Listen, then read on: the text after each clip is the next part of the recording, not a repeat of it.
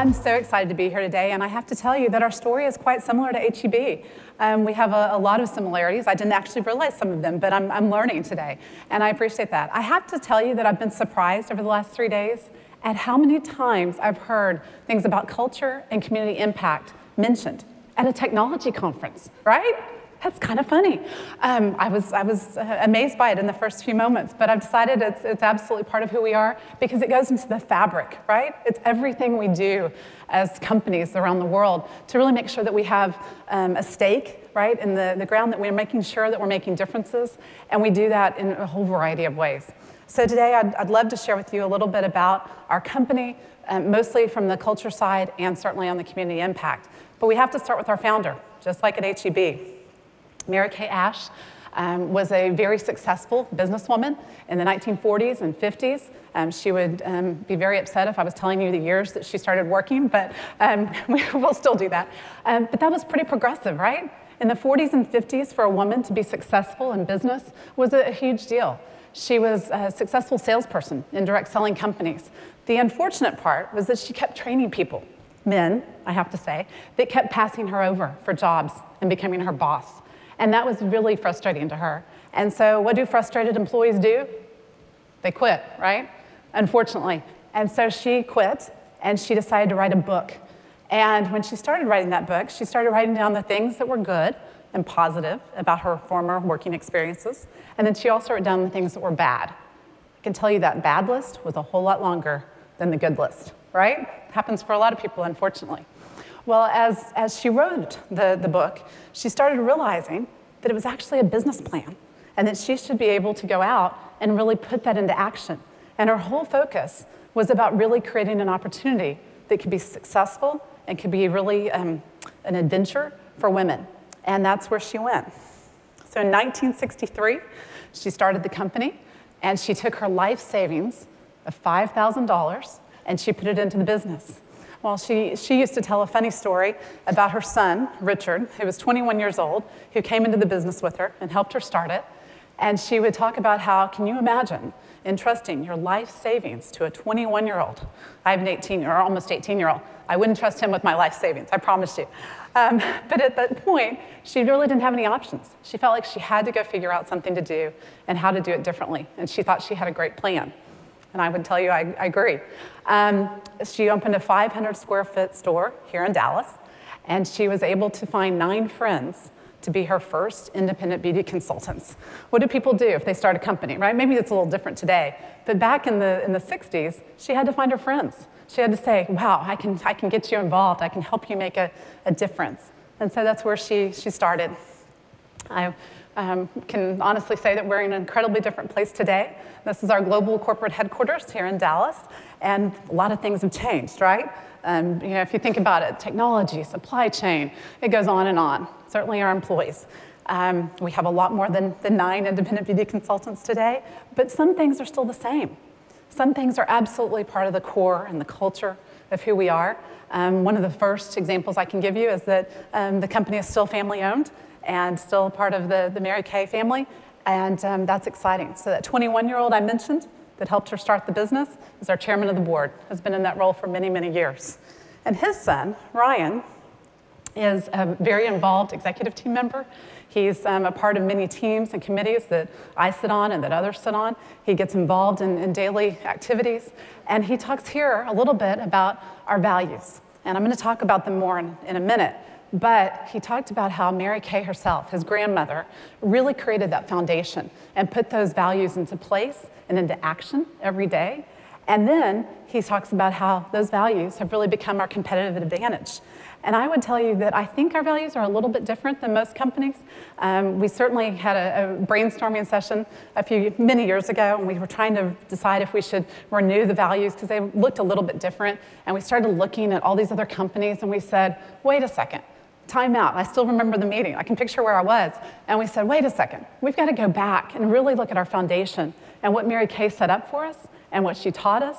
And it really all came back to these values. So we'll talk about those again in a second. But first, let's talk a little bit about the current landscape. We're a top 10 beauty brand and direct seller globally. We're a multi-billion-dollar company in annual sales. We have millions of Salesforce members. And just for my HR friends out there, we have over 5,500 employees that support those millions of Salesforce members. And then we're in nearly 40 countries. I think the exact count is 39, but 40 sounds better, right? So people are always surprised, as Kara said, that we're an international or global company today. And I sometimes chuckle, not as much now because it's gotten more common, but for almost 16 years of my life, as she mentioned, I spent time really focused on leading the international HR function. So my blood, sweat, and tears are really tied up in all of our markets. We opened about 15 countries during those years and had a lot of fun doing it. A lot of stress, a lot of challenge, but a whole lot of fun. And today, another thing that I think surprises people is our largest countries around the world. So specifically, our largest market is China, where we have a huge business, followed by the US, Brazil, Mexico, and Russia. We would say that probably the rest of our countries are in our small and medium range countries, but we continue to open markets when it makes sense. We've recently opened Peru and Colombia, and are excited to see what the business looks like there over the next few years. We'll continue to look at other opportunities and evaluate those as it makes sense to do. What I can also say, for those of you that are multinational or global in nature, a lot of things have to be different in countries, right? We have different laws and different customs. All sorts of things have to be customized to the business in those markets. But there are some things that have to be the same, right? We don't want to repeat. I mean, we want to repeat some things. We don't want to repeat others. But specifically, our mission is the same. It's the idea of enriching women's lives. Mary Kay Ash started the company with that vision and that belief system, and it continues to be our mission today. I would tell you that you could probably go ask every single employee around the world, and hopefully most of our Salesforce, if not all, what our mission is, and they would be able to tell you. It's enriching women's lives. We try to keep it simple when we can. I told you I would come back to the values for just a few minutes, and I will do that. First and foremost is the golden rule. Treat others like you want to be treated. Again, pretty simple, right? But at the end of the day, Mary Kay Ash believed that we want to make sure that we're treating each other appropriately and as people would want to be treated. My last count, I think I saw that 9 different religions around the world talk about the golden rule in some form or fashion. So it's very universal, very global. Balanced priorities. Mary Kay herself had a very strong belief system in prioritization, and she believed in faith first, family second, and career third. And those were important focus for her. I will tell you that in our Salesforce, I think that's very possible because our Salesforce is very flexible, right? They're all independent. They can choose when they work and how they work. It's a little bit harder for our employees. I think some of my friends in the audience might agree. We have a business to run, right? So we still try to make sure that we keep those priorities in focus and in balance, but I wouldn't tell you that it's always a perfect balance. Make me feel important. That sounds kind of like a funny value, I think. Mary Kay Ash was the role model for this. She was the teacher. She would tell all of us as employees in Salesforce that when we interact with someone to pretend that they have a sign around their neck that says, make me feel important. Well, that's something that we continue to focus on today, but she was the person that really taught us that and showed us that. The last time she was in our corporate headquarters, I actually got to meet her. It was a long time ago, just about 21 years ago, actually. But she came up to me. She'd lost her voice due to some strokes. She'd had some health issues.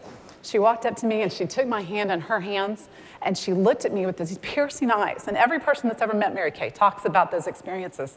And I can tell you in that moment, I absolutely believed I was the only person in the room. I still think about that experience. I still get chills when I talk about it. I'll never forget it. And I can honestly say it was probably the most impactful individual experience I had in my adult life. Maybe in addition to having children or something like that. But no, it's absolutely such an important, memorable event. And then go give spirit. That's our fourth value. That's the whole idea that people are absolutely intending to help each other, do the right thing, work together. I've been in so many projects and teams that looked overwhelming or kind of like, the deadline might have to slide and somebody's come up and gotten involved and said, hey, can I help you make this happen? That's Go Give Spirit. And that's what we work on and look for every day in our corporate settings. So what do we do with this value and these missions? Well, we have 2 priorities. We have the irresistible products, the great products that we sell, and even more importantly, I would say our top priority is our sales force. But for our sales force to sell a product, it has to be great, right? So we have 3 different main areas of products. They're skincare, color cosmetics, and fragrance. We recently launched nutritionals or supplements, if you will, in Asia, and that business is doing incredibly well. So we're excited to see that growing, and we'll see where that takes us over the next few years, but that's a new business line. I mentioned our sales force a minute ago. The whole concept here is that it's a rewarding opportunity. I talk about for women, but it's really for anyone. We certainly have men in our sales force in some of our countries around the world. The belief system here is that we can have similar or same business in really any country where we do business. It crosses generations, it crosses races, it crosses country boundaries, right? It's that belief that we can work together and we can create a new opportunity that gives people a chance to succeed, many times in countries where there's developing economies. And so that may look different all around the world. For someone, maybe in a developing country, it's $50 extra a month or a week to put food on the table, to be able to change their quality of life. In some countries, it might be an individual who wants to make $100 a month to send their child to summer camp. And then in some places, and probably in most countries, all countries I would hope, there's some individuals that want to join the company for a career. For example, in the US, our top Salesforce member is a Harvard MBA who quit her corporate job because Mary Kay seemed like the right place for her. Clearly, she's done great, right? Well, we might believe that she would have done great no matter where she went, but she chose Mary Kay because it gave her the opportunities that she needed and that she wanted for the future. So that's the opportunity of the sales force. So when we have great products and we have great opportunities, that is allowing us to do other things, which leads us into positive community impact. Kind of like HEB, our goal is certainly to do great things and to give our sales force many opportunities, but we also want to do great things in our communities where we work. This goes back to the core, goes back to our foundation and Mary Kay herself. She was one of those people that just wanted to make change, right, and do good things. When she saw a problem or an opportunity, she got really focused on making a change. People sometimes tell stories that knew her well about her clipping coupons. If we had an employee that had a new baby, she would see a diaper coupon, she would clip that coupon and go take it to them immediately. She was this little tiny thing. And so people would see that and be excited by that. And then she also found reasons and ways to make change in other places. For example, in the 80s, she had some friends that had cancer, and they were impacted by that. She realized that if they had had a mammogram, that would have changed the course of their lives. So she got really focused on what it meant and what the issues and challenges were. And basically, it was that insurance companies weren't covering mammograms in their healthcare. And so she asked one of our government relations employees, who's a vice president today in government affairs, to go out and start talking to state governments. And she was able to do that. And today we have mammograms covered by insurance. That's who she was. That's what she was about. When she found problems or situations, she wanted to make change. So that's where we started, and we're continuing to evolve. Today, it's called Pink Changing Lives. That's our corporate social responsibility platform, and it continues to be a focus in numerous ways. I promise you, I won't spend hours up here talking about what I could. Everybody has planes to catch. But what I can tell you is just a few examples of where we've really tried to impact. We focus on charities and activities that affect women and children. Those are our focuses all around the world. There's a lot of flexibility with that, but it focuses on women and children in every case.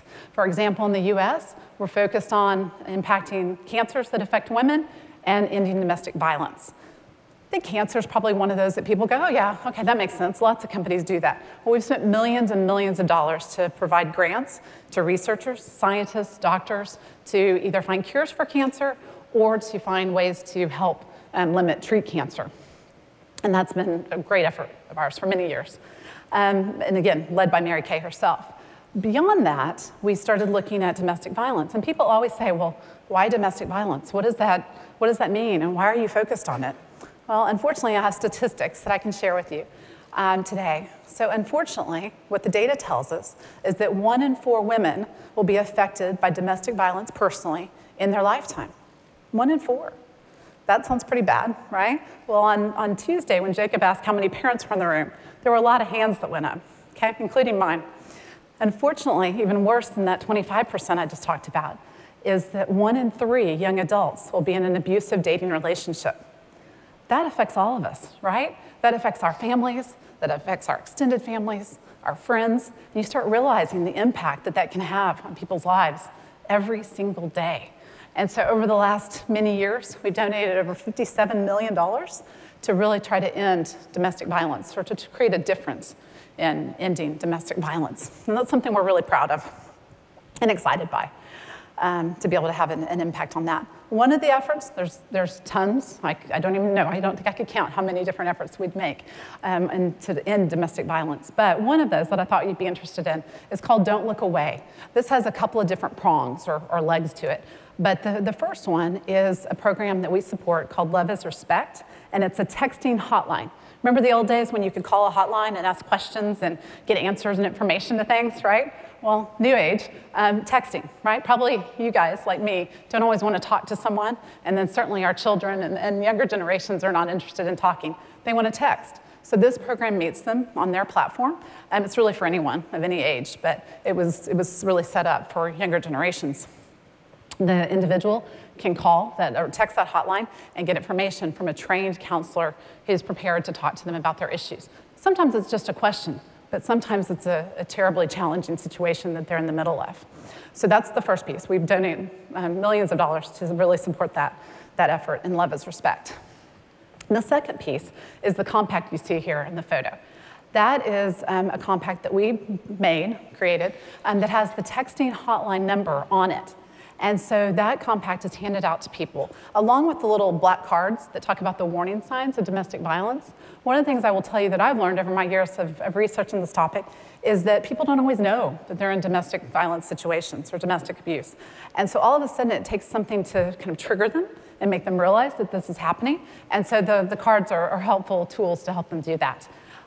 The compact we've handed out as a corporation, hundreds of thousands of those on college campuses, because that's often where the situations start, right? So we're trying to end the cycle or stop the cycle as early as we can in the process. So that's been a huge effort that we're excited about and continue to be focused on and making change.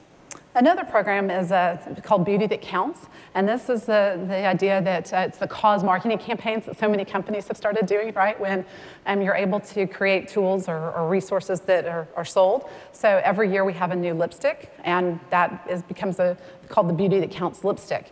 That program has donated millions and millions of dollars all around the world in various ways. Here in the US, it means $1 from the proceeds of every lipstick. The Salesforce members contribute to our campaigns to end domestic violence. And so that's how we see it here in the US. In other countries, it has all different faces and looks. I promise not to quiz anybody on the eye chart up there. It's more just to give you the picture or the idea that there are different charities in every country. Our belief here is that we need to be in one of those moments where we think globally and act locally. So we provide the lipstick and we provide the programs, and then each country really finds the charity that speaks to them and makes a difference. And then in those cases, both Salesforce and employees get to partner together to make a difference. And that's what we get excited about when we can see that happening all around us. Just a few examples for you on what those charities look like. For example, in China, we've opened 12 Spring Bud Girls' Schools. I have to say that very carefully. Spring Bud Girls' Schools. And many years ago, we started building those schools because we realized that girls had a different education opportunity, much less of an education opportunity than boys. And so we started building these schools and making a difference there. I'm excited to tell you that I recently learned that there's not as much of a need for those schools anymore. Not just because of Mary Kay's schools, certainly, but the idea that we really were out there telling people and talking about it. Other companies got on board and got excited about those concerns, and so we were able to make some changes there. In addition, Russia, for example, they handle charities that they focus on charities that affect children's health issues, cleft palate especially. And then in Germany, kind of a different situation, they've opened 5 schools in Africa. Okay, that sounds similar, still schools, still children. But what they did recently was some of the Salesforce, the top of our Salesforce, got to take a trip, just like I think in many companies that have a Salesforce, right? A very glamorous, glitzy trip, just like we do all over the world. In this case, the Salesforce members got to go visit one of the schools in Africa where they had been donating and contributing to make the change. That was a huge impact for them, right? They got to see what they were doing and be part of all together at the same time, along with all the great recognition that we have within the company. So those are just a few of the efforts. Last program to mention is Lobbying for Good. Totally different than the other items I've talked about. This is a program in the US that's focused on changing state laws around domestic violence. And so in this case, the sales force goes to the state capitol with our government relations teams of various states, and they really lobby and make a change, partnering with the Domestic Violence Coalition on their advocacy days. The whole project there is to really see something, talk about it, get different lawmakers to be a part of what those changes can look like and how they can be involved in making a difference. That has a huge impact when the sales force shows up at the state capitals and really can talk to it. We've been able to change state laws in 10 states so far. I have a belief that there's going to be more states with changes to state laws around domestic violence in the near term. So those are just a few examples. I could talk all day about it. I won't. But I just leave you with the thought of, as a company, we believe certainly in impacting the lives of women. When we impact the lives of women, we impact their families. And when we impact those families, we impact communities, right? So it becomes this whole effort focused on so many different things, whether it be in an individual joining the sales force in a developing country, or a team in our corporate offices joining a spirit team that goes out and supports a women's shelter. That's what they're focused on every day. It's part of our foundation, and it's what we've been doing for 55 years. So thank you.